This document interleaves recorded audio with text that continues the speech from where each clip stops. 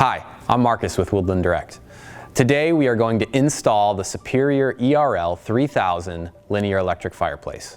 We will be working with the 60-inch model. The first thing you're going to need to do is test your fireplace.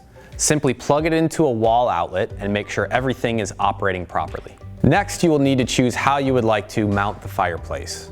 There are two options. The first is a wall mount and the second is a recessed fit. Let's begin with the wall mount.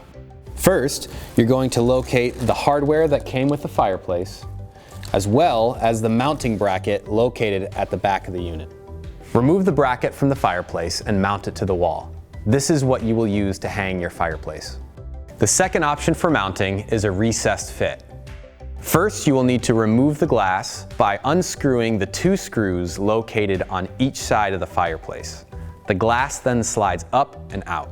Next, you will need to find the 4 oblong holes located on the upper and lower corners of the firebox. You're going to use your wood screws to mount and secure your firebox to the framing.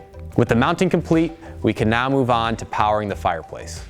This fireplace comes equipped with a standard 120-volt 3-prong plug. This can be used with any household outlet. There is also an option to hardwire the fireplace. If you'd like to do that, your electrician will take care of that for you. Our last step will be placing the media. The fireplace comes with acrylic crystals as well as driftwood logs. You can choose either one of them or do a combination of both. Once you arrange your media, you'll need to place your front glass back on the fireplace. And that is everything you need to know about installing the superior ERL3000 linear electric fireplace. If you have any questions, give us a call at 800-919-1904 or visit us online at www.woodlanddirect.com. Thank you.